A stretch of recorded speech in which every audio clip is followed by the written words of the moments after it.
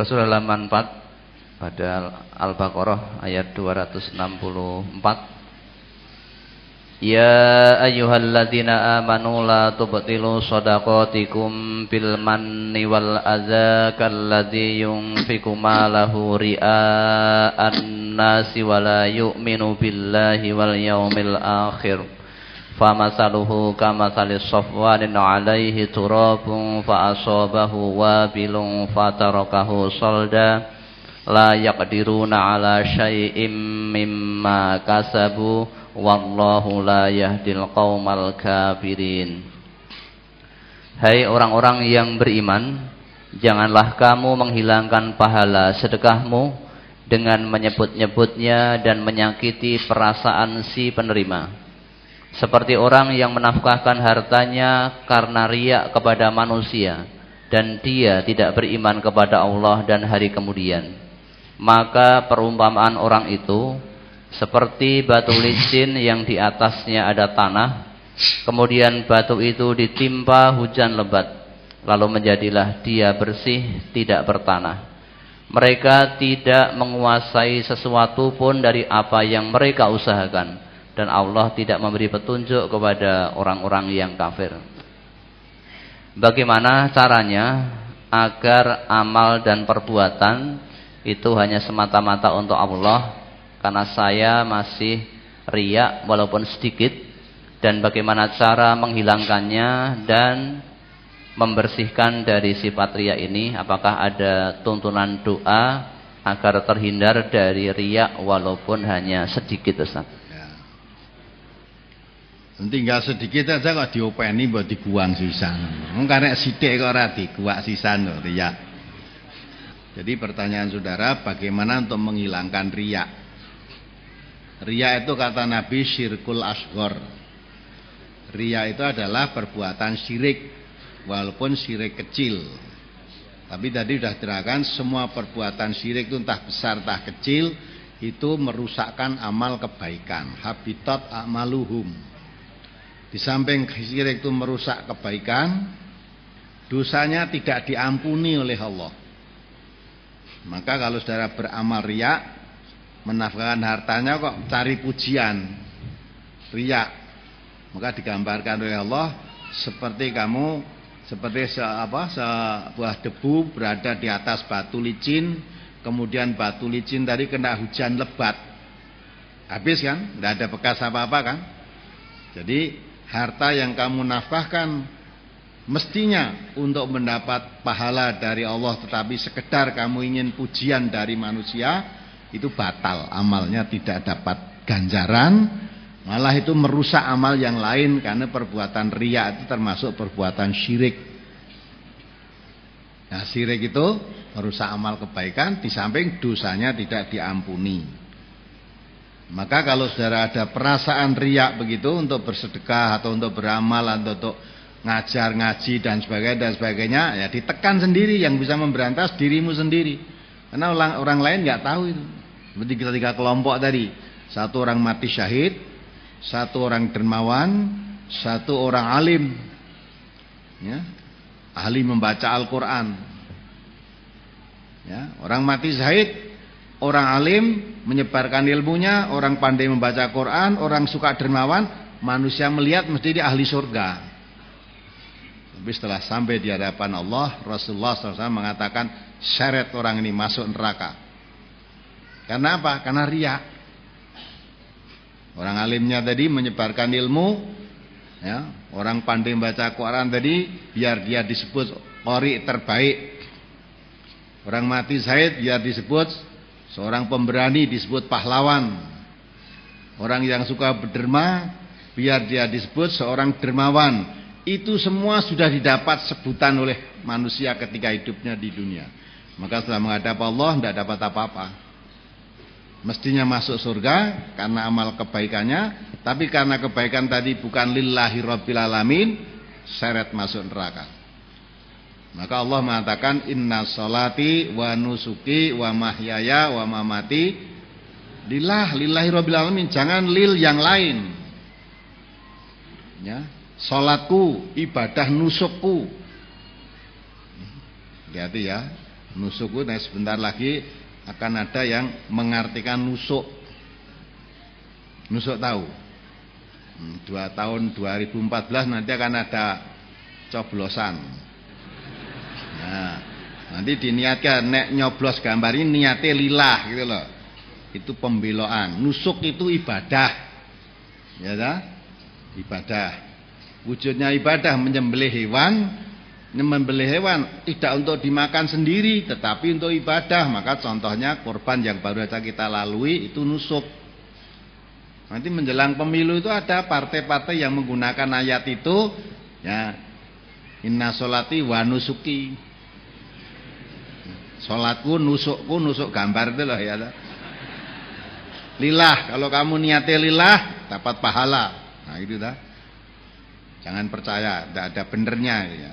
Nusuk itu bukan nusuk gambar, tapi ibadah. Inna sholati wa nusuki wa mahyaya. Biasanya cuma diartikan hidupku. Nah hidup itu gimana? Nah hidup itu maksudnya aktivitas hidup. Hidup itu beraktivitas. Maka kita datang dari rumah ke sini, ya. Kita untuk ngaji, kita bekerja, kita ke pasar, kita ke kantor, kita apa saja itu hanya dalam rangka mengharap ridhonya Allah. Kita berinfak fisabilillah, dari Allah. Kita keluarkan harta karena diberi kekayaan oleh Allah. Kita keluarkan tenaga untuk sabilillah dengan tenaganya. Kita keluarkan ilmu, ajarkan ilmu karena Allah sabilillah, itu semua dapat pahala dari Allah. Tapi salah niat, ini 3 kelompok yang disebut dalam brosur tadi, semuanya masuk neraka. Maka saudara yang mengerti tadi masih ada perasaan riak-riak sedikit, jadi dihilangkan. Oh tinggal sedikit aja kok diopeni, guangsikan gitu loh. Jangan riak, betul-betul. Lah kalau orang tidak riak, beramal hanya karena Allah, tidak besar kepala kalau disanjung-sanjung, dipuji-puji manusia, dan tidak sakit hati, tidak surut kalau dicela oleh manusia. Karena dalam kami beramal itu tidak mengharapkan pujian dan tidak takut celaan, ya. Maka Allah mengatakan wala yakhafuna laumata laim. Orang yang beriman dan beramal itu tidak takut dengan celaan-celaan orang yang suka mencela. Maka dicela atau dipuji jalan terus. Kalau saudara beramal inginnya dipuji orang kok dapat celaan, mesti mandek saudara. Mesti mandek. Oh, sudah rewangi rekoso-rekoso kene jek dipaidu, jek dicela, jek diarani ngene, diarani lah, berarti niatmu bukan karena Allah. Maka tidaknya orang ikhlas itu dicela ya nekat, dipuji ya nekat, tidak ingin. Maka saya katakan kalau orang beramal ikhlas karena Allah, sediakan 2 keranjang sampah. Satu sampah isinya pujian, terima, masukkan ke sampah. Yang satu sampah isinya celaan, terima, masukkan ke sampah. Tidak dihirau. Dah, kamu boleh mencela, boleh memuji, tapi kamu mencela atau memuji saya jalan terus. Nah, gitu itu. Tidak takut kepada siapapun kecuali hanya kepada manusia. Nah, kenyataannya kan gitu kan. Ngomongnya takut hanya kepada Allah, tapi nanti baru dicela manusia sedikit aja surah. Wah piye tangga saya begini lah, piye begini lah, Allah di mana? Nah, maka yang betul kalau inna sholati wa nusuki wa mahyaya wa mamati, ya betul takutnya hanya kepada Allah saja. Kalau takutmu hanya kepada Allah, manusia mencela tidak saya hiro. Manusia memuji tidak saya hiro. Saya tidak ingin pujianmu. Malah Nabi itu mengatakan, kalau kamu dipuji-puji oleh orang karena amalmu, taburkan pasir di mukanya. Jangan dikira Nabi itu dipuji-puji seneng, ya, malah ngajari kalau dipuji orang taburkan pasir di mukanya. Maksudnya tahu? Ya. Maksudnya apa? Orang kadang-kala rusak amalnya karena dipuji tadi. Tadinya ikhlas ya, bareng dipuji tambah sregep, tambah diketokke. Ya. Tadi kan, contohkan kamu duduk nunggu stasiun sana, nunggu kereta api misalnya, atau nunggu bis. Ya tahu-tahu ada orang peminta-minta. Ya, kamu mau ada orang minta, golek duit sering ngono ra enek-enek. Akhirnya entuke ya 500. Sebenarnya tidak ingin, mainnya cari ratusan, sering ora enek. Dikasih 500. Nah, tetanggamu tadi yang duduk tadi tahu. Wah, dia anak muda tapi dermawan itu. Masa orang minta dikasih 500, padahal 100 saja mau. Enggak, kerungu kupengku. Bentar lagi ada orang minta lagi, kasih 1000. 500 tadi dengan 1000 udah lain. Yang 1000 tadi karena dorongan dipuji orang tadi. Nah itu, makin dipuji makin besar nilainya. Nah itu riya. Maka orang yang ikhlas dipuji atau disanjung sama saja, atau dicela, tidak berubah. Dicela saya terus, dipuji saya terus. Dipuji tidak besar kepala, disanjung ya tidak besar kepala, dicela tidak kecil hati. Karena bukan itu yang kita harapkan.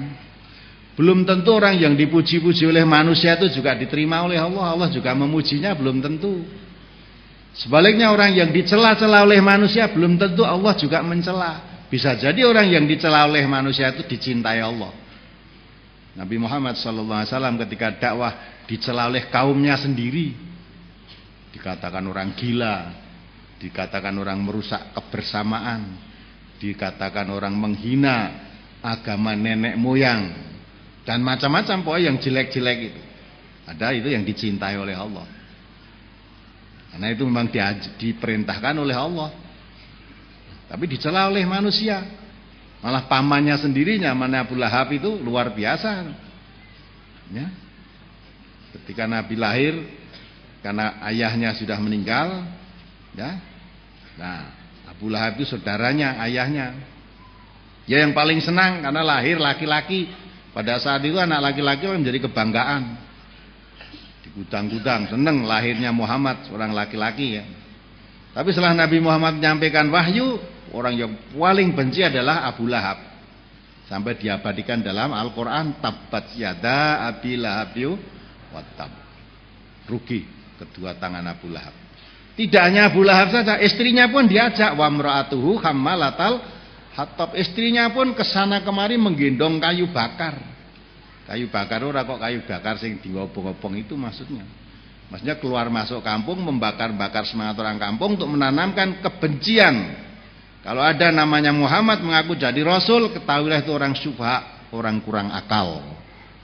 Karena itu tahu itu keponakan saya sendiri. Nah, biasanya kalau yang ngomong keluarganya kan dipercaya. Nah, tadi Nabi Muhammad itu katakan orang gila. Nah, tapi terus jalan terus. Karena suatu kebenaran. Maka kebenaran itu kalau dimunculkan sekalipun tantangannya berat, itu akan menghilangkan kebatilan. Ja'al haq wa zahaqal batil, itu sudah menjadi sunatullah. Untuk memberantas kebatilan itu jangan kamu cegah yang batil aja, tapi tidak pernah memunculkan yang hak. Tapi yang hak muncul, yang batil sirna. Itu sudah menjadi ketetapan Allah. Walaupun munculnya yang hak itu penuh halangan, penuh rintangan.